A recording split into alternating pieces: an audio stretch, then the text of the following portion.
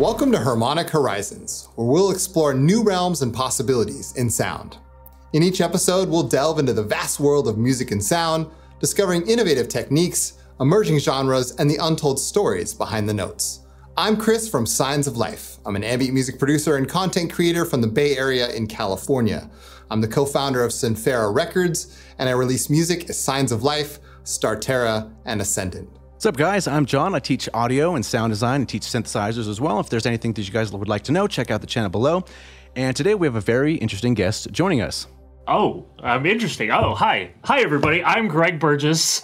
I play in the band Allegaeon, and I teach for a living. I teach guitar, and I help the guys out in Nuclear Power Trio. First of all, listen, I had no problem pronouncing your band's name Allegaeon because my record label has AE in the name. So as soon as I saw Allegaeon, I was like, dude, you know, Synphaera, AE, and then Allegaeon, right? So you're the lead guitarist in Allegaeon, and you're also one of the sole remaining members of the original lineup.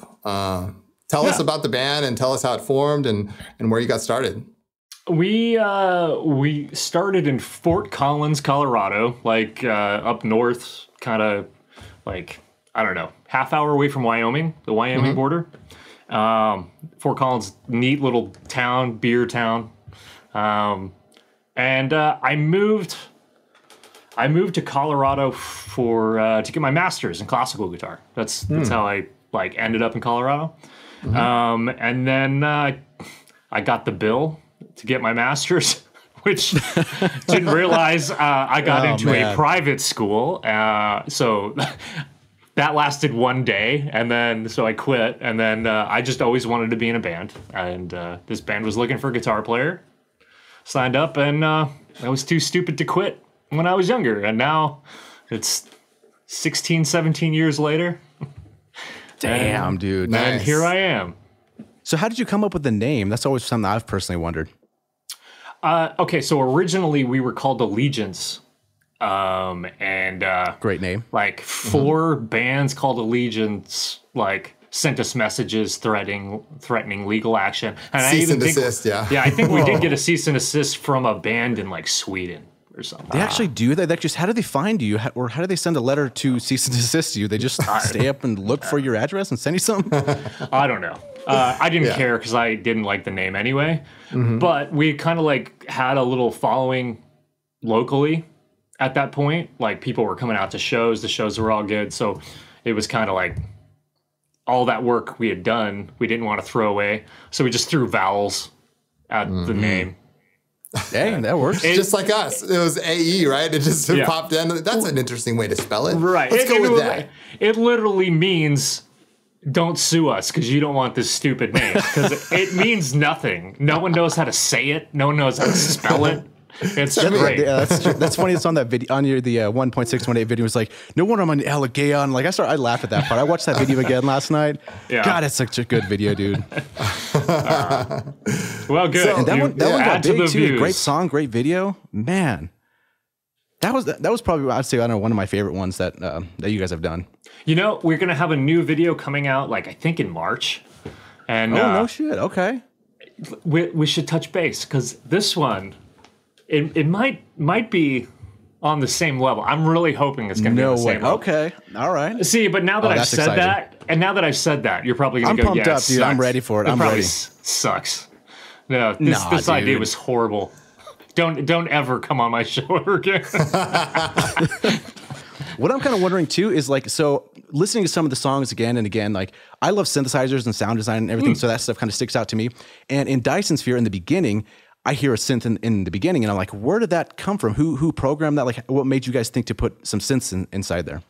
I don't remember. I remember that that was in the original demo, and I think it was just like something that in Guitar Pro was like one of the like really cheesy sounds in Guitar Pro. And then when I came in, I'm like, yeah, I don't know what to do, Dave. Here's the MIDI, and he. Oh, cool. Did something. Actually, now that it's coming back to me, we had an orchestrator that joined us on that album, named Joe Ferris, and he synth that out. I remember. Interesting. I didn't remember it now, but I remember it. Yeah, so like, and it's just like the guitar part for the chorus, just like midied, and then he did some sound design, I guess.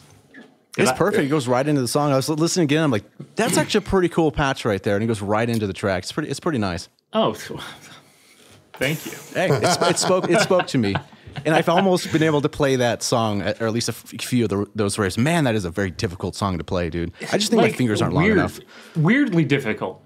Yeah, I know, dude. It's like weird. It doesn't sound like it's that difficult, but it is. It's like the weirdest one because it's not even that fast, but it's just constant. It's like the dexterity is difficult. I remember asking him like, how do you play this part? You're like, oh, you just do it like that. I'm like, how? I practice that day and day and day, and I'm like, I get close, but man, dude, studio magic, man. Studio, okay, we'll go with that. So, how do you feel about synthesizers and the type of music that you create? I mean, going back to like, even the old early like Iron Maiden records had synths all over it, and then it would just kind of set the stage and pump you up, and moving on to like the stuff now. I mean, how do you feel about the crossing of the two worlds together? Do you think there's a place for it? Absolutely. I think, if you would have asked me when I was a kid, right, when I was like first coming up and learning guitar and listening to that, I would have told you as soon as bands introduce synths, game over. Mm-hmm. Right? But now that I'm older and wiser, I don't know. Yes. I think the exact opposite. I really enjoy some of those albums where they went, like Rush, when they started to go heavy on the synths. Mm-hmm. I kind of felt like they lost a little something because they took up all the sonic room, right? And then Alex Lifeson was kind of left going, what do you want me to like? There's nothing for me to play. And I felt like with what they had, I felt like his parts kind of had to suffer just because the room, he just had to take, like, his parts had to be kind of like simplified a lot to make space sonically for everything else. For today, it's kind of interesting because I tend to find, like, in my genre, there's two schools of thought, because there is the people that go the synth route, and Allegaeon does do that.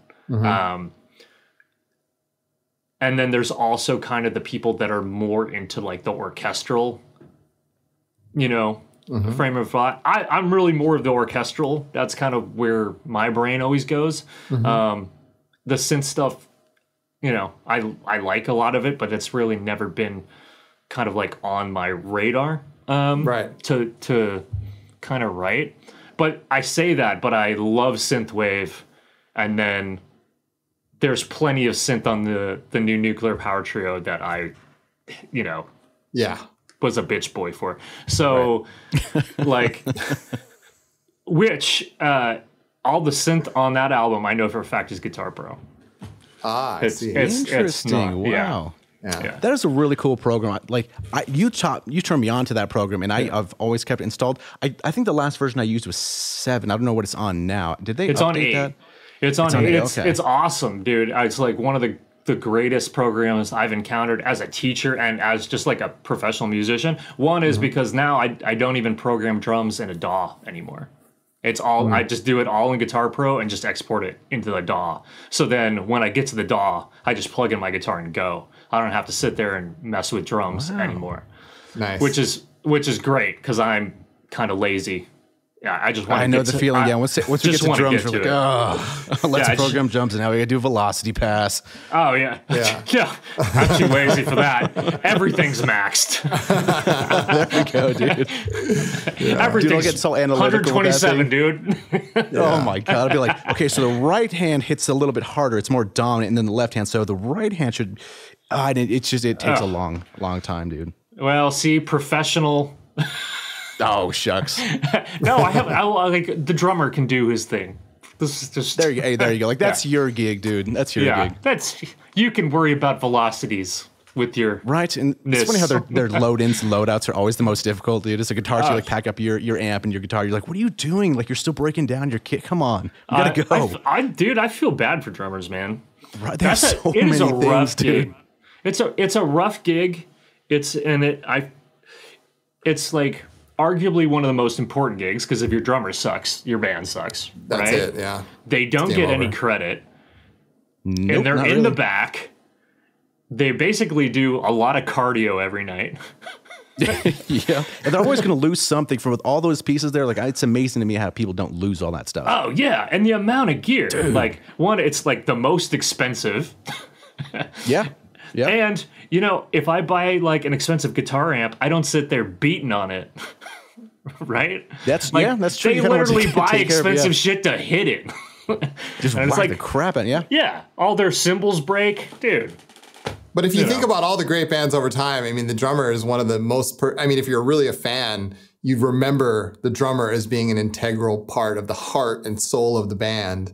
It's because true. they're there night after night, record after record, just holding it down, that foundation, whether it's Lombardo or Lars or anybody who's been a great, you know, I think about the old Megadeth records with Nick Mensa, like Rest in Peace is memorable to me because of Nick's drumming. It was just so like elaborate and fundamental. Yeah, drummers never get, drummers and bass players, they always kind of get a bad rap.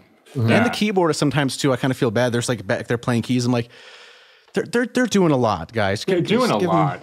Yeah. There's a, you know, I There's think a funny story with keyboardists, man. I remember doing some gigs where the keyboard, there'd be a band that comes in, you know, like when you're doing all those bar gigs way back when, right? And then the bands would rotate, and then I'd see the sound guy. He's kind of an older dude, you know, knees are always painful. And then it comes the band, and they have a keyboard coming up, and the audio guy's like, fuck. Oh, why does this guy have a keyboard? I'm like, I just didn't get it too. And then like later on, I kind of figure out it's difficult from an audio perspective because you don't know if they're going to switch patches. Are those patches super hot? Are they super gained up pretty loud? Do they have in-ears in? If they switch patches, they're going to blow everyone's ears out, or is the patch really low? So you like dial in their gain. And then it's like, oh, I don't hear myself. So they gain themselves up, and it's like chasing their tail. So that's kind of a funny thing with keyboards. oh man, I never thought about that, but I guess that's true. That's right, because there's probably not a lot of uniformity. And then the attack on the key, right? Sometimes it's super slow, so you think it's quiet. And then they just whack on the thing once showtime comes. You're like, whoa, like kaboom. You know, now that we're still on the topic of drums, I have a question for you. Do you find yourself getting inspired by any drummers that you're working with when you're writing music, or is it strictly the guitar that inspires you rather than being, you know, inspired by, say, something rhythmic or another element? I'm about to say something so pretentious, I'm embarrassed. Oh man! Before I've even said it, I'm really inspired by like all musicians that are musicians. Huh. Okay. Right? That's not pretentious. Yeah, not at all. Legit. Yeah, because like if I have the pleasure of jamming with like some of the best musicians that I've ever met. You know, and like bass players, I'm fortunate. Like in my, you know, Boo Boo and Allegion, and then Nick Shinzelis for the other executive assistant in Nuclear Power Tree is one of the best bass players in metal. I'm blessed with incredible bass players to be around, and then it's taught me a lot because for me, like most bass players that my experience, they were just failed guitar players. Right? That's a good point. And they didn't understand the instrument.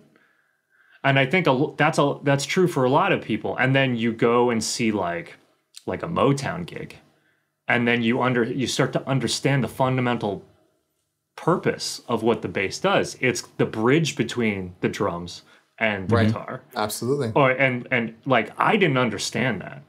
So like being around amazing bass players, it's awesome. And by extension, drummers too, because now I'm sitting in a room and the drummer and bass player are talking about being a rhythm section. And I'm like, wait, we're metal band. What are you doing? Just flood.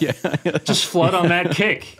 Just hit the low B, dude. What are we, why are we having this discussion? But like through becoming like musicians, it's like, oh crap. Like you're matching up with the kick. If the kick's doing like, if there's space and like that coming from like a Motown kind of thing in the pocket of some of that other music that like in death metal, we don't really like, it's not very common, right? So learning about that is incredibly important. And like that inspires the crap out of me, right? To have to like know their talent base and to be able to like utilize that and just like, hey man, so I have this idea, right? As like kind of, you know, I don't want to say songwriter or composer or whatever, but like to like recognize the talent of those people and go, we can do some crazy shit. And like, what do you think about doing something like this? And of course, big brain rhythm section guys, they, you know, they always have a better idea. It's interesting how that works out. And that's kind of like, that proficiency is one thing that is, I guess, attracted me to your band and just how you guys play and the topics you guys have. It's very proficient in every single category that you look, whether it's the drums, the bass, the guitar, the vocals, the lyrics. Like, it's just, you check mark every single box of good, and then it's kind of like the Goodwill in audio, right? Like a good source, a good mic, a good cable, a good preamp, you know, engineer, the whole Goodwill. You get every single path, I guess, if that makes any sense. And if it's all good, it's going to end up good, right? And I think that's kind of one thing that shows in your band and your songwriting. Well, thanks, man. I you know, it's been kind of like an interesting like career journey, right? Because I think that we have made a lot of bad business decisions in the name of like musical expression. Right? Yeah, it's a battle. I know. Yeah, it's really a huge battle, and one that if you are not business savvy, which is like, that's kind of been like a new focus for me in the last like couple years, is like really diving into like, branding and like not doing like, maybe not doing something you want to do because it's not the best thing for the group. Right. And that's been a hard, you know, journey that I think Allegiance had to learn. It's like, because we had this thing, it's like, hey dude, we want people to know we're good musicians, and we're gonna we'll do anything you want. Hey man, we're gonna play a box like concerto on this album. Yeah. Right? Oh yeah, we did that. Check that off. Oh, guess what? We're gonna do Rush and Yes. Oh, check that off until like you go to your Spotify page and like, oh, your Spotify's blown up because everybody's just listening to your covers, and you look like a glorified cover band. Oh man, right? Yeah. And then we're like, well, it didn't do us any favors because it did good, but but it also shot us in the face, and like, so it was like that, like realization of going, just because you can do something doesn't mean you should. Absolutely. And then so people have asked, it's like, yeah, when are you going to do more covers? I'm like, well, we're not. Yeah, it's in the works. Yeah. Or, you know, because it's that thing. It's like, you know, it was a lot of fun. We had a lot of fun doing it. Like, I love those songs, or we wouldn't have done them. You know, it was a challenge. It was great. And I think it, you know, did put more eyes on the band. But at the same time, I don't necessarily think a lot of those kind of just shines the spotlight on one spot. Right. Yeah. It didn't, like, I will say, when we did the Yes, one of Frank Zappa's guitar players said, "This is awesome," and I was like, "Okay, well, that was like the biggest compliment." Yeah. That's pretty cool. Yeah, and Rush's management said we did a really good job. So I was like, "Oh, you know, there's two nods from, you know, pretty." And that's a life accomplishment, I would say. Like, that's one for the books for sure. Yeah, but probably not the smartest business decision. But the business is tough, man. I mean, there's a weird thing. I don't know if this is new, but I've heard this around town. So like, when I did band stuff a long time ago, it was very, I guess, maybe organic, right? You go to a show, you book a show, you play it, and you sell merch if you can, if you have a demo or CD, which was much harder to record back at that time. But what apparently happens now is that, let's say you're going to play a gig and you get a couple hundred t-shirts ready to, you know, sell them at the venue or across a tour. Apparently, you now have to pay the venue a certain percentage of those t-shirts for them to even sell you. And then this one guy's telling me, he's like, yeah, they cash you out. And I'm like, cash you like a casino? Like your own band t-shirts that you spent time on. You bought the shirts, you put the graphics together, you made them, and they're like, yeah, but you're selling it at the venue. I'm like, yeah, but that's crazy to me. Yeah. And apparently that's a thing now. But that's not new. It's not new? Okay, that's the first I've heard of it. They were doing that to us in 2010. It's just, I think what happened is it's because of COVID and because of all the small businesses started hurting. So they started pushing harder and upping their percentages on the bands, which are even smaller businesses. So it's like, It sucks. Like, it's literally sucks because, like, you're absolutely right. They have nothing to do with this. They shouldn't get a cut of that, just like I shouldn't get a cut of their business. I mean, you want a cut of my t-shirts, I should get a cut of the bar, right? That's how that should work, right? That's a good point. Wow. Straight up.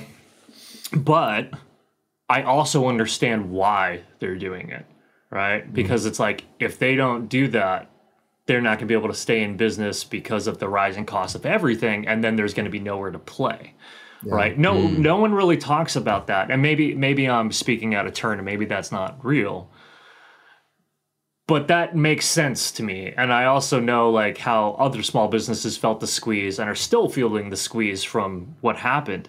So it's like, because how many venues did you see close over the dude, I mean, the people are their only traffic, right? That's right. I mean, how can you sustain a business like that if no one's coming? Right. So like you have all those people paying catch up. Like there's still people like that are still paying off back rent from then, you know? Damn. So I maybe this is me just like assuming, and maybe that's not there's always real. two sides to it too, you know? I mean, that's like who's going to win, who's going to lose, right? It's kind of a tough one. I do think it's bullshit about that. I'm not going to make words. I think it's bullshit, but like the pay to play thing too. That's always rough, and they don't even give you a cut for some venues, right? They're like, here, sell these 200 tickets at $20 a piece, and then you'll be able to play. Well, that's essentially what I think. That's essentially what the merch cut is, because you are paying. Yeah, them. I mean, you get some it's of your it, though, money, like, right? They didn't do anything to that, so it's like, I mean, there's a lot of people that are like, cool, then. They just show up with QR codes, and then if you want merch, you can you scan it, you buy what you want, and it gets shipped to you. Wow! Oh, holy that crap! Makes sense. That's right. Wow! So it's like I didn't even think about doing that. There was no merch sold in your venue tonight. Yeah. So you get zero cut. Right. Wow. So along those same lines of like you learning the business decisions recently and just diving more into that. A lot of people who watch our show probably, maybe have dreams of like doing music full time. Like, what advice would you give someone who's like really wanting to take their hobby into like a full-time job? And like, what have you learned? And then what advice would you have for them seeking to do music full time? I have two pieces of advice. One piece of advice was given to me when I was in my before I even went into my undergrad by one of my classical guitar teachers. And he's like, so you want to do guitar for a living? And I was like, yeah. And he's like, okay, well, if you can imagine yourself being happy doing anything else, don't do this. Mm-hmm. But if like you can't foresee a different way, then you should do it, right? So I think that piece of advice stayed with me over the years because of how hard it is.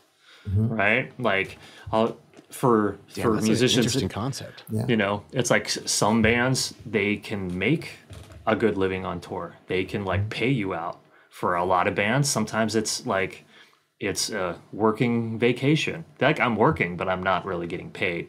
Like I will maybe be scratch enough to pay my bills when I get home, and then I can get back to work and I can try to be comfortable, right? And so like that's an important thing to ask yourself, right? If you can see yourself doing anything else and like maintaining the enjoyment out of music, then that's probably what you should do, right? If you can't, if like music is your passion, then you have to find a way to go all in, because it's the only way it's going to work. You have to like literally go all in, and this is my wife said this to another musician, and he did, and he's doing really well now. But it was like, if you're gonna do this, it has to be the thing. You have to focus on it. You have to make it work. And it's like, and if that means, I guess you're quitting your job and you're doing Twitch now, and you're gonna hustle on Twitch doing music. I guess that's what you're doing, because you're gonna be a musician. Right. And you like, so it has to be your focus, and you like, if you want it bad enough, you can make it work, but you have to like make that decision. And it's a hard decision. It's a scary decision. For sure. Did you make it right at that point once you heard that? Was it kind of almost a no-brainer? Did you kind of sleep on it a little bit, or? What's that? The advice that your instructor gave you. The second one, that wasn't to me, and like I just heard that the other week, but I thought it was pretty profound. Oh, gotcha. Yeah, right, the first one, when you first got told that if you're going to do this, you got to go all in. Do it. If it be the one thing that you're really passionate about, did you take that to heart right away, or was it a couple years until Allegaeon took off that you were like finally looking back at that? I mean, saying, no. wow. I just heard that like last week. Yeah. Oh, gosh. I thought that was like on the beginning of your journey. No. I just heard that, and I saw it being put into practice and working, right? And I was like, it's really good advice. Like it's sound advice. Yeah, absolutely. Yeah, for sure. It super is because you're gonna sink or swim, right? So you will know rather quickly if it's gonna work for you. I mean, it's hard. Like there's no easy way, right? And a lot of this is luck. Right. Did it ever feel easier for you, like as you get further along your path and the gigs you play get bigger, your skills of guitar playing, songwriting starts getting better as well, and you kind of look back and you're like, well, I've gotten so much better, I've put so much into this, I might as well keep going, because if you stop now, all that time was, I don't want to say wasted, but like you could have maybe done something else, and you keep getting further and better and better and better. You might as well just keep that momentum going. I mean, that's kind of how I would think it would feel like. That's a really, really good question. So I mean, it's never, for me, it's never a question of like stopping music, but it might be like, sometimes I go, what if I pivot, and focus on other things? Because there was a while that I was like, man, I don't know if I want to keep doing like the Allegaeon thing. And I was like, I think I would go back to grad school and focus on classical. Right. And then I ended up writing Gray Matter Mechanics like that night. That's how it usually works. Right. The universe like just steered you in the right direction. It was like, flamenco stuff. Right. You're right. So so obviously that didn't happen. Right. But it's still on my bucket list. Like I'm going to go back to school and I'm going to get my master's and I'm going to do that. But like regardless, it's going to be music oriented. It's going to be music oriented. It's just, it's what I chose to devote my life to. And I really, really love it. Like the music business side is very hard. I think it's personality types, right? Like there are some people that are really amazingly wired to just have the way their brains work. They know how to of course there is learned behavior in that, but they just have like an edge for dealing with business. Like our old bass player, Corey, I think he was like really shrewd in that, and not like shrewd and like he was miserly or anything like that, but he just like he really knew how to run stuff to a point that was like beneficial for the whole. And I think that's not very common with musicians by large, right? So I don't think it is. Yeah, it's either the creative or the business. It's rare that those two merge. Right. Yeah. And it's a learning thing you can get better at, but it's something you had to learn. It's something that I'm still learning to this day. And I'm like really, I think I've made like pretty good strides, but I still think there's a long way to go, right? Where it's like there is the drive to want to like create and like express yourself. And it's like, sometimes I bet Slayer really just didn't want to write, I'm sure they wanted to write not Slayer, and they wanted to write like a ballad. I'm sure they got bored, But that reminds me a lot of Korn's "Y'all Want a Single," right? But I'm sure that would have been a bad business decision. You know what I mean? Well, if we ever have Tom or Carrie on the show, we'll have to ask them, like, hey, by the way, like, yeah, go ahead. I mean, they know what Slayer fans want. They want Slayer, and if they do, so there's that creative thing. It's like, hey, sometimes you have to balance the head and the heart a little bit. So. That's true. That's a kind of a tough battle to do, right? Do you want to do what you want to do, or do you need to pay the bills and live so you can keep doing what you're already doing, Yeah. I feel like a lot of bands faced that in the 90s. I feel like a lot of bands faced that decision in the 90s because music was going in a completely different direction than what they were doing. And then all of a sudden it was all about grunge and flannel and all this other kind of crap. And they're like, well, how do we change? How do we evolve with the times? Where some bands just kept it 100 the whole time, like did not change, just kept going and struggled. Yeah, and they did struggle. Like I think Overkill was like a really good example of that. They never really, like, I mean, the formula changed a little bit. It went a little bit more like groovy instead of thrash. Right. But it didn't really change that much. And like they still toured their butts off. The venues got smaller than they are today, right? Because metal like had a resurgence or whatever. But like, dude, is that a thing? I've heard that from a couple different people that it's making a comeback, because it felt like for a while like it just was quieter out there. It wasn't like shows. I mean, aside from COVID and all that, but like people are like, yeah, it's coming back. Metal's coming back. People are wearing like Metallica shirts that I've never seen wear a Metallica shirt. I'm like, that's okay. Really? I guess you're starting the journey. That's cool. Yeah, but, you're asking the wrong guy, because I like haven't left. I know. That's true. You know what I'm saying? Like he's been here the whole time. To your point, John, I think metal's been coming back for the past 30 years. Like it's always, there's always been like, yeah, metal's coming back, and it just keeps evolving and changing. But then there's guys like Greg and people who are just like, this is what we do, this is what we're putting out, and it's consistently good. Yeah, like that is a win. Like deathcore it's crazy, man. Like I'm shocked. But no, I there's no logical reason that I can think of that it should be as big as it is, but it is huge. It's undeniably huge. Like there's a band, I don't know if you're old, Lorna Shore. Like we toured with them before their big blow up, and like they're a really good band. But when I think of Lorna Shore, I don't think of like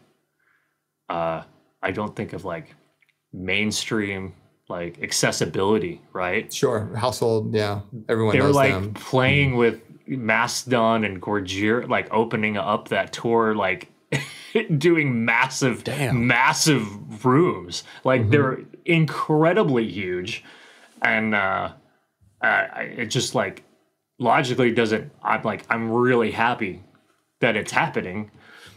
Logically, I don't understand it one iota, but like, you know, rising tide raises all ships, right? So like go guys, like keep going. Yeah. Do you guys have a big international following? Do you find like there's other pockets on the planet that have opened up to metal and are starting to discover your music? I mean, like we've done a lot. We've done a few Euro tours, done like, you know, done Australia, done all that. You know, there's definitely pockets, like the Netherlands is huge. The UK is really, really good for us.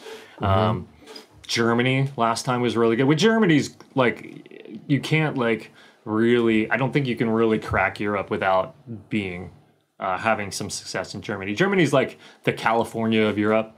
You know what I mean? Like the music industry is all based in California.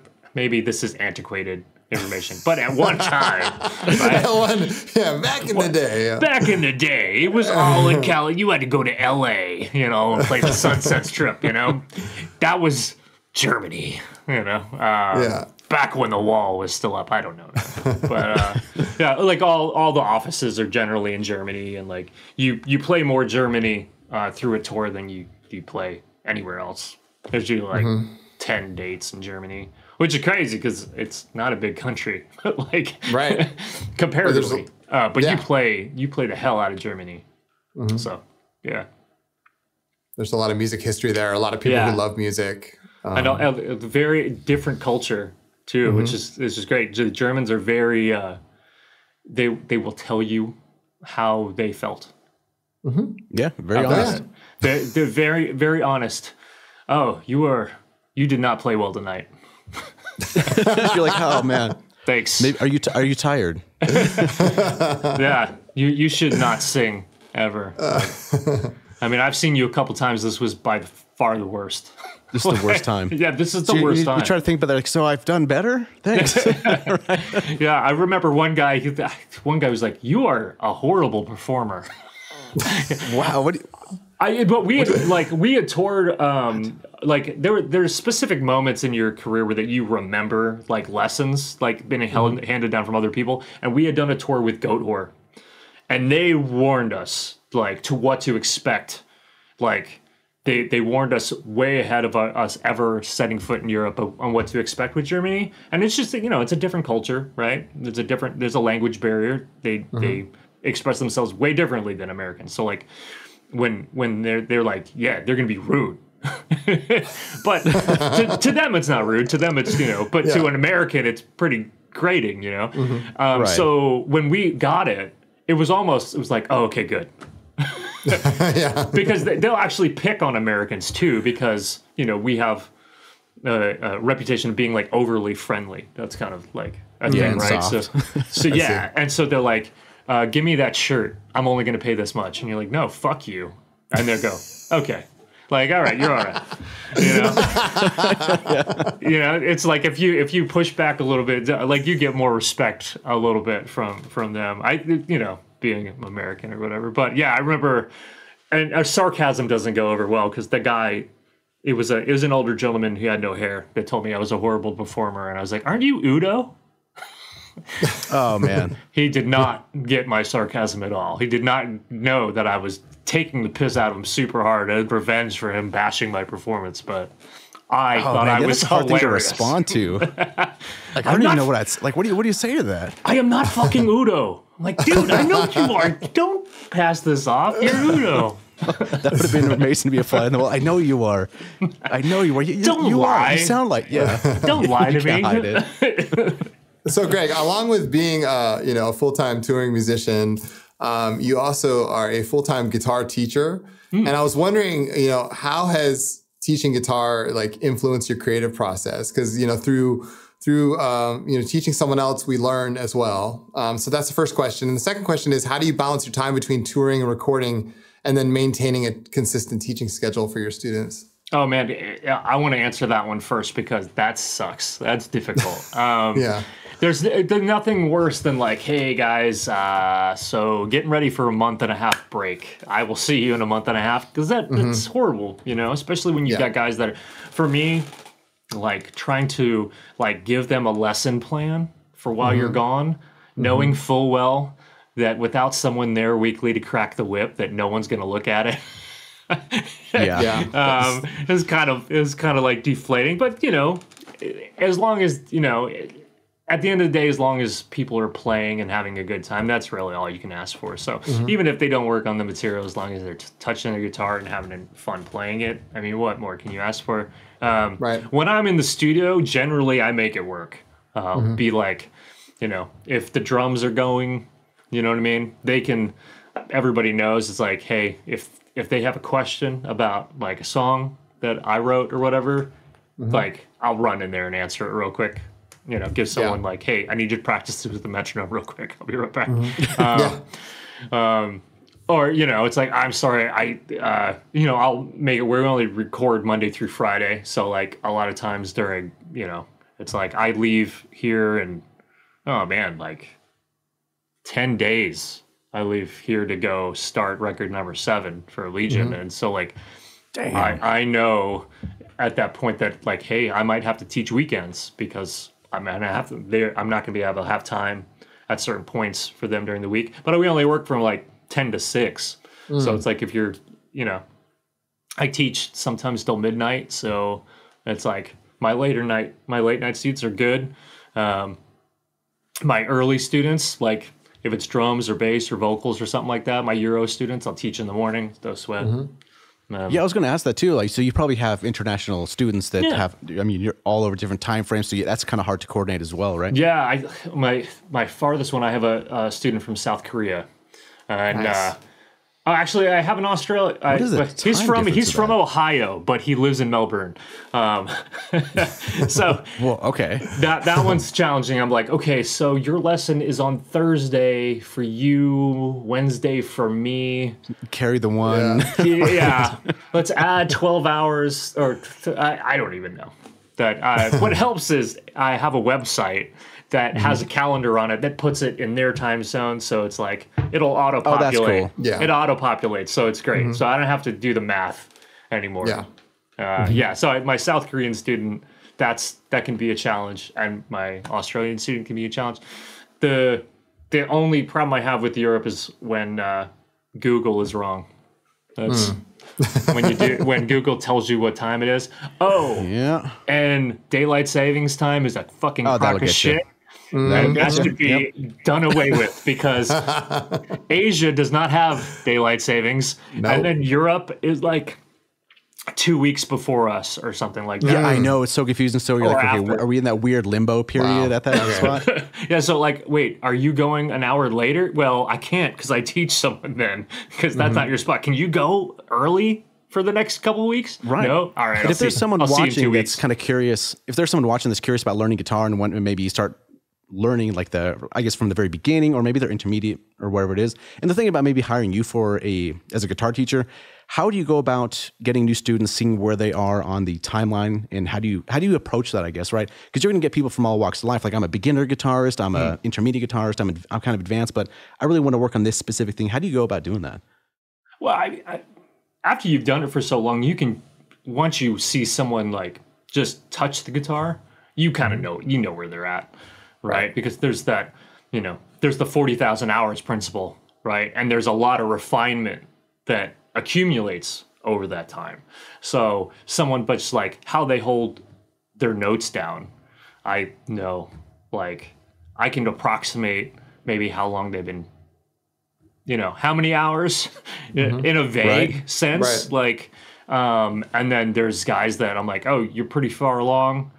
There's just a few things we should just tighten up, and then, and like for me as a teacher, I'm learning constantly. So like I just I take guitar lessons myself with guys that I look up to because I want to be kept on my toes, and I find out the more that I'm teaching lessons, the better teacher I am.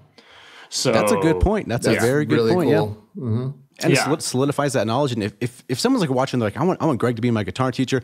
I can personally say that I've taken lessons from Greg, and my playing has significantly gotten better. I've become rusty because I've kind of put it down as time goes on. But yeah, you are missed so much. Man, I felt so like I got Jackson Soloists, and those are really great guitars if nobody's ever tried those before. But yeah, it was an interesting thing too, because when my first couple lessons, I felt that I was like, I don't even know, like, how is he gonna know if I'm this good or that good, or am I too beginner, am I too intermediate? Like, where am I? And it just flows. So that's why I was kind of curious about that, because people have all different skill sets. Yeah, and the one thing to always keep in mind, your teacher knows you're better than you are in your lesson, right? Because I do it all day, every day, and every single guy was like, dude, I had this perfect right before your lesson. Right before I met with you. Every lesson. Every single person. And I was like, I know. It's fine. I just like extrapolate what you just played, and then I make it way better, and then that's probably where you're at. Because it's like that's an interesting concept. I didn't even think about that. Someone's just sitting there judging you. Like, I'm like, I swear to God, I could play Dyson Sphere, Greg. Believe me, dude, I just did it. I always tell people, I like, just film yourself. I mean, that's a good point too. I mean, it's tough, right? Because I don't know if it's like that with different instruments, but especially guitar. I felt like if I put it down for a week, maybe 2 weeks, and I pick it up again, I'm like, oh man, I feel like I've lost like a month of practice. Yeah. And is that something that you have to deal with as well? Or you have to, even if you're doing stuff in life, I have to get that hour of guitar in just to like make sure my dexterity is good, make sure I feel good playing guitar and remember all the songs. That's tough. Dude, so for me, it's weird. Like, I have to be, I take up to 2 months to get ready for a tour. Right, I'm sure I annoy my band to no end, because I'm like, hey, we need to figure out the set list like prono, because I want the time. Because then if I can autopilot before I even get on the road, then I know the first show I'll be good. Like, I don't need, there's no getting my tour legs, right? There's the whole like, hey, I sit in this chair all day and I play. There's the, I need a month practicing standing up to get ready for tour. Right. There's a difference between practicing and playing guitar. That's a huge difference that I don't think people know about. There's a big difference, right? Oh, and then just performing, right? It's like, I should probably practice headbanging. Yep. And standing up, like you're saying, like that's a super important thing. Yeah. Like when you're saying standing up, because if anybody else is a guitar player, is probably going to relate to this. Where you're sitting out with the guitar on your right leg, and you're playing the guitar, and you get this thing down, and then you stand up, and then your guitar turns like this, and it's different things. And drops a few inches.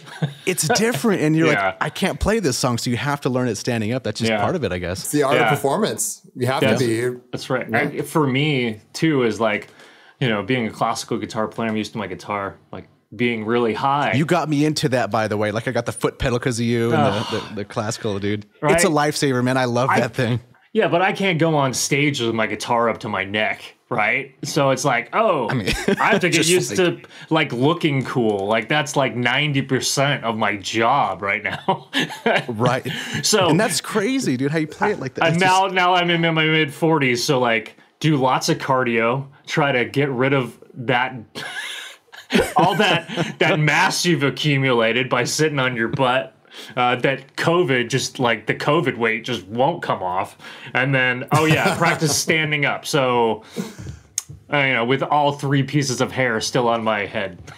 Wow. Just like, try to be young. Like, dye your beard again. Like, dye your beard again. try. So you look like the part with all your band members that are like in their early mid-20s. And you're but the shows came out cool, man. You guys put on quite a show. That's why I tell people now, like I only will go to a concert now. Like you said before, like this might sound pretentious, but I don't really care to see any other bands aside from you guys and Rammstein. That's it. I don't. Really, I've seen too many concerts. I'm over the whole thing, but those 2 bands, I will actually leave my house and pay for a ticket. Dude, that's like a boomer. That's really really nice. John. Like, I'm too old to go to shows now. I just can't do it anymore. Like driving there and then you get home and it's just I can't do an Ozzfest again. I could do it when I was younger, but those are brutal. Oh, they are brutal. And well, you had like a look behind the curtain that I'm not just so a lot of like, people get. I just remember like you showing up to Ozzfest and you're like, I was just like doing The Voice or something, like for 8 hours, and like you showed up, and I had been walking around, like I'd been done. I know, for hours. Traffic, dude. I didn't even see the show, and that was one of the ones I really wanted to see. I was like, oh, this is gonna be so cool. And the traffic, and like, I'm like, damn it, they already played. The set list already passed. Yeah. No, I don't even remember. Did you show up was it the Knotfest day or the Ozzfest day? I think it was. Oh man, I can't even remember. There's been so many. There's been Ozzfest, Knotfest, Mayhems, and they're all kind of the same thing, and they mesh. And then like, because it was a thing for me that I would go to Ozzfest every single year since 2006, and then I think the last one I went was when you guys were playing there. Okay, and you missed us, and you're like, no, done. I did, and that was the first one, dude. We used to camp out. We'd get up at about 3 a.m, and we'd drive to Ozzfest, and we'd wait in line. And then you would just see all the people come in. You didn't sleep the night before because you're so amped up for it. So and then you do the whole day. And it's like 100-something plus degrees out there. And you're watching all the bands. You're so dehydrated. And it was like a godsend. If we talked to a band and they gave us a bottle of water, you're like, dude, I got Aquafina. You're like, oh my God, everyone just dunks it on you, right? And then you get home and you're also kind of boozed up too, which is you're more dehydrated. And then you go home and it's so bad, dude. Your body hurts. It's weird because like obviously the only year that I performed at Ozzfest was like when it was only in California, right? So like the Ozzfest I went to as a kid, I was like, I'm from DC, so we were like at the Nissan Pavilion. It's probably not even the Nissan Pavilion anymore, but it was like, oh, was it a different experience? It was like, well, it was always like covered. Like, you know what I mean? Like it was the venue was vastly different, so that when we played in the California and they're like, it's a dust bowl, like and we light everything on fire as well. Cover your face during the day, and then I was like, what? Why? And then I saw where we play, and it's just like, a tornado. And I would notice too when people would do it for the first time, like buy a handkerchief and cover your mouth. Because nighttime, everything's going to be on fire. Everyone burns their trash. It's a thing, and the smoke is pretty intense. So that's right. Make sure to buy it now. I forgot about that. Yeah, everything's on fire. Everything's on fire. Fire pits. Yeah, it gets crazy. And there's security guards that run in with a fire extinguisher, and they'll like try to put it out, and sometimes they don't let them through. It's wild. I thought it was like that everywhere in the country, but maybe it's just It's California. You guys are different, son. You're pioneers. Pioneers for the rest of the country. Guys, start the trends. Speaking of pioneering, I was wondering about your songwriting process outside of just playing guitar. I mean, outside of playing guitar, I mean, listening to other people, right? I mean, I think listening to music is profoundly important for everybody. Like to me, like nowadays, I listen to a lot of metal, but I think for a while there, I was feeling like the really cranky old man where it's like all the new metal came out seems so derivative of older things that I kind of was like, I was just like, I didn't want to be that guy where it's like, there's no good new metal, right? I didn't want to be that guy, but at the same time, I kind of felt like I was becoming that guy. And then I was like pretty down on myself one day. I'm like, I am that guy. And then I found a whole bunch of new bands like that day. And I was like, okay. And I like immediately, hope out there. I was like immediately I felt better about myself because I was really just upset because I never wanted to be that guy. And I was like, I guess I'm that guy. Do you ever find yourself battling that inside your own songwriting? You know, I find the derivativeness definitely comes up for me, every time it's during solos. Interesting. Wow. Why is that? Because different songwriters in the band have different workflows. And for me, I try to work way ahead of time.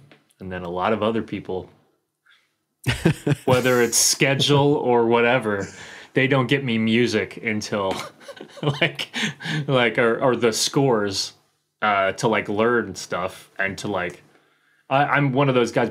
I'm not like, I'm very classical. Like I like to see what I'm doing. Like I can read, you know, I'm not one of those guys that has really good ears and then just can pick out what someone's doing and play over it. I'm very much like I'm a visual guy. So if they don't write out their like what I'm playing over, it's way harder for me to write something because I'm like, is that what the chord is? Is like, am I superimposing right? Am I, you know? But so you know, Michael, the way he works, he writes all his demos.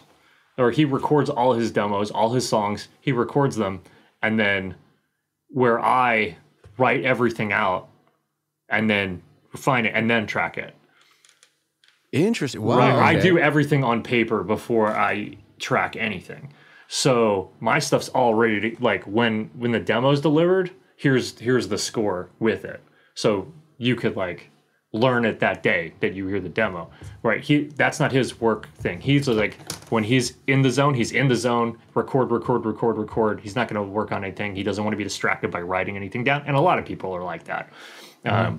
So because of that, he has to go back and learn everything and then write it down, which obviously takes more time. And then, you know, he's an adult, so he has a day job and like finding time to do that. So generally I get those things a little bit later. And then it's like, you know, I thought I was done writing solos for this album. And then I was like, wait, there's all these songs missing. He's like, yeah, I'll get those scores to you in a day or two. I'm like, wow. Oh, okay.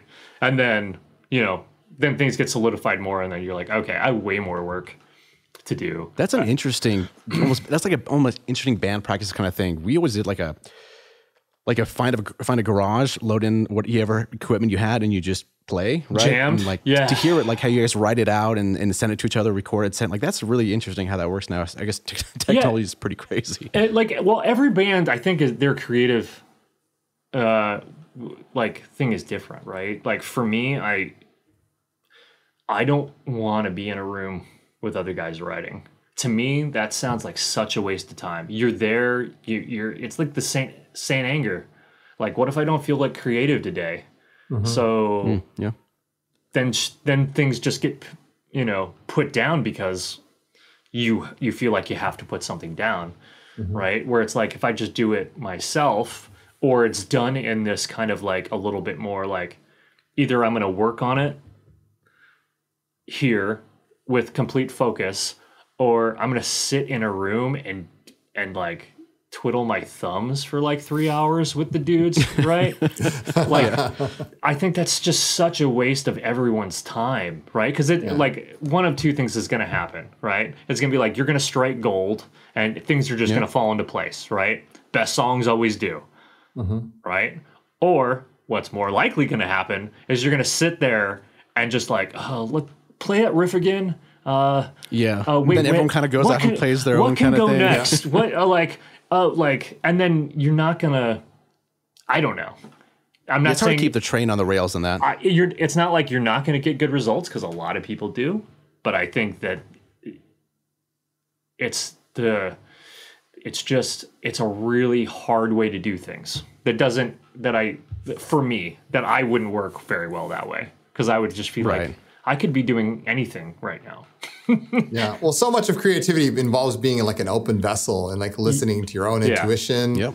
And trying to, gather whatever you can from, whatever force is flowing through you. Yeah. And with other people there and they're sort of saying their own input, it kind of knocks you off course. You really have to. I think it's very genre specific too. If you're playing very technical metal, right? Where it's like, it's a little bit more precise. That's a lot harder to come up with in a room. Right? If it's like very like more jazz, we're gonna be improvisational, where it's more of like a conversation between two people and like you're working out parts, or it's like it's got more room, or it's more vibey. I think that's much more conducive atmosphere to that type of creative output. And like, so it's definitely got to be genre specific for that. For what I do, it just would not. It would be such a headache. I know there are bands that actually do that, and I just can't fathom how anything gets done. That's why it takes those bands like 5 years to put out a new album, because it just takes. And like when you're writing stuff and writing songs, something that a problem I have sometimes is, and I think a lot of people watching would also have this as well, where you make a cool 4, 8, 16 bar loop, I guess we can say, and it sounds cool, we like it, and then we keep playing it back and we keep putting stuff on it, maybe taking things away, but it just doesn't go further than that, right?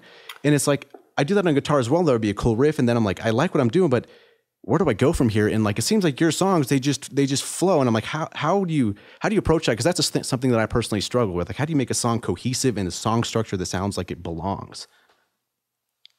Maybe you don't even think about that. Maybe it just comes naturally. That's what a lot of people say. I don't know. I don't think it. I actually think that's like, I often wonder that too, because sometimes I have those parts, right? And I have them for years in a file on the computer. It's like, I just don't know what comes next.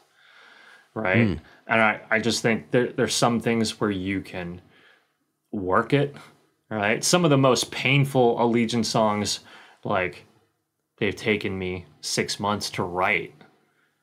Right. Wow. Interesting. Wow.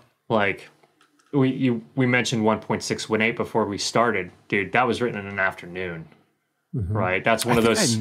That's one of those songs that just crazy fell out, right? It just. It's came funny. out. It's like the golden ratio. So it's like that's almost even more profound in that weird way, right? It's like it just like this is it. You pull it out of the ether, and it was such a good song. Yeah, it just like comes out, but like off that same album, Threshold of Perception, dude. That song took me like 6-7 months to write. Because the parts just like, I could not fit them together. It just took so long. And sometimes those are your favorite songs just because it takes so long to do that. I mean, like it has to be right. Yeah, and I can think of, there's at least one of those labors on every album that's just like, it's just bashing your head against the wall. And then some of them just like, the best ones are always the ones that just like, come out. Yeah. What's cool what you guys did is one of my favorites of your guys is Biomech. And then later on down the road, Biomech 2 comes. I'm like, whoa, okay, this is crazy because sequels are very difficult. And you pulled it off. I was like, I don't even know if I think I might like the second one better. But then I listened to the first one. I'm like, no, this one's better than the second one. I can't decide. They're both good. But it's crazy that how you could make a sequel to a song like that. Well, I mean, I think you have to see, because people have been hounding me about Biomech 3. They want a third. Good luck. They want a third one, and like that's going to be hard. Trilogies are natural, right? Like I know it's the 3 things. I don't know if you can do 3s. Lyrically, there's so much to write about. Like with the Biomech, there's so much advancements. Like we did the stem cell engineering, right, for the first one, and then we did 3D printing in biologics for the second one. So the third one, I'm sure we can come up with something. Like it's not like. There's just so much. Reply back, goddamn you. Yeah, there's right. Like, keep your religion out of progress. That's fine. Like, there's no problem there. But it's like, how much can you stretch the musical themes presented in the first one while keeping it fresh? And that's the thing. I'm like, because I don't know if it's possible. Because the format for 2, like they're all variations on the music that was in 1. even like if I took like a secondary riff and then expanded upon it and like slowed it down and added, you know, different voices or counter stuff to it, it was very relatable to one. So to do 3, I would want the same thing. It's not like I'm going to write a completely different song. It has to be musically related to the other 2, or it just doesn't make sense to my brain anyway. So, I mean, yeah, you bridge the gap from 1 to 2 pretty damn good, man. Like when we do play them live, and we don't do this often, but they are seamless. It is one song, because the final hits of 1 are the start of 2. Nice. If you never noticed that it ends one way and starts the way, they are the same. So it like it is one piece all throughout, spread over. It's a damn good songs, man. I can get into music nerd stuff if you want to talk about that, like all day, like the Disaster Suite and stuff like that. Yeah. That is, oh my gosh. Well, we've uncovered a lot of great information here today on the show. John, is there any other questions you wanted to ask Greg? Yeah, so I guess I would say like you've come quite a long way. I mean, you say you're in your process of making the 7th album, which is crazy. Congrats on that, by the way. Thank you. And where do you see you going from there? I mean, you know, you do the 7th album. Once that's done, are you going to go on tour? Do you have something else? Do you have side projects you're working on? Do you have other things on the horizon? You know, what's in the future for you? Yeah, I mean, we have a tour. Hopefully that gets announced sometime soon. It's like, it's pretty crazy because it's like we go record and then I think we have like a month off and then we're on the road like immediately. And then I think we get off the road and then new album starts dropping. So, and then hopefully we gear that up for tours as soon as the album drops. And then we're off to the races. There was talks of us going back to Europe in the fall. Oh, cool. I mean, these are just talks right now. There's only one thing for sure planned that should get announced, I don't know, in the next couple weeks. I'm hoping, from what I've heard, which is it'll be pretty big for us. And then big things coming soon. And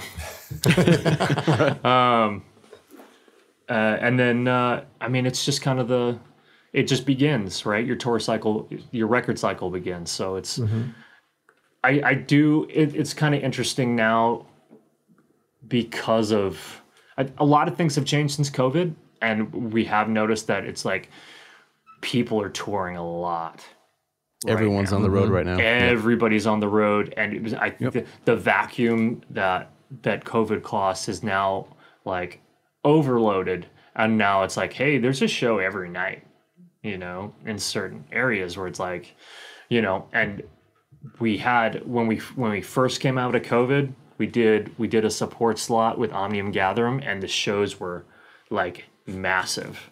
And we had a new album out, everything was going great, and then we're like, cool, headline. And then it was like, everybody and their mother is out right now. We just had seen we just, like the day before our tour left, a band came into town. We were in California. We were in like San Diego. We were Brick by Brick and watching like a pretty good band, like amazing, legendary band. I'm not even going to say their name, but like 20 people were there. And we were like, oh my God. What? Like, and then our tour was like amazing compared to that, which I was shocked at because I hold this band in such high esteem. There were these bands, there was like, it was a good tour package or whatever. And then, you know, but it like, it's like, oh, you're in town. I guess Behemoth is down the street. And then also, that's wild. There's Meshuggah's down the street. So it's like, whose show are you going to go to? You're like, it's literally like, wow. You might as well just bring all these and have a festival every night. And I remember that. Goodness. It was like every tour stop was like that. And they're like, oh man, I'd love to come to your show, but Black Dahlia is here tomorrow. You understand, right? Yeah, you understand. It's like, I understand that you only have money for one show and that you have to, you know, go to work at 6 a.m. and like, you can, you know, you can't be out every night because you're a responsible adult, you know, like I do understand, but this is my job for the next month and a half. So that sucks. But, yeah, yeah, so we'll see what happens, but because it's like it used to be, it's like, hey man, you go out on the road, you say yes, you do it, you rode, but now it's kind of weird. It's like I think we did off our last album, we did like 3-4 tours in the U.S. over 2 years span. By the time we did that last one, is like we need to let people miss us, because it's not that I thought the turnouts were still good, but I just noticed the big difference from when we came out, when people were super hungry, and then the massive amount of tours coming out where it's like people just were so burned that it was like, in a way, it was kind of hurting us, because it's like, I know what our turnout would have been if like it was a little sparser, you know? So it's, and that's part of the business side too. It's like, you have to know, like there was that time where it's like, hey, you want to go? You got to go tour, go sell your t-shirts, you know, go be traveling t-shirt salesman. And now it's like, you know what? I think it might be good for people not to see us for a while, which is weird. Like that's a weird thing. And so, you know, we did that. We took a long time off actually, which was nice. Like I enjoyed it. I like being at home, but I mean, I like being out working too. It's just financial stability of being home is nice. Right. It's the balance of life, right? Yeah, I get it. Yeah, I love playing, but I also like not having to worry about paying my bills either. I hope you guys come out to California as well. That would be really cool. Yeah, well, I mean, I definitely know we will when this tour comes out. I know, like, I think it starts in California or whatever. Awesome. But yeah, so it just remains to be seen, because I think the business is constantly changing. I mean, that's might be a stupid sentence, but not something that we normally think about in terms of like touring and all that.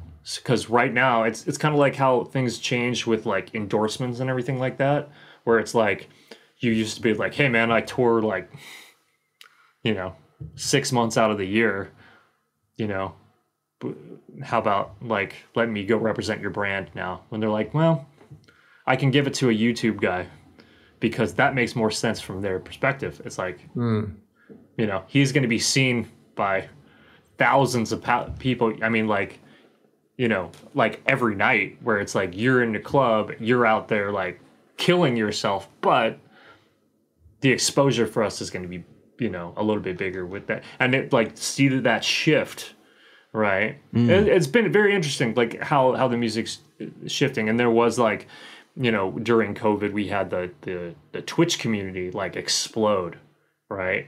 And now we like, those are the new people that like are the people within.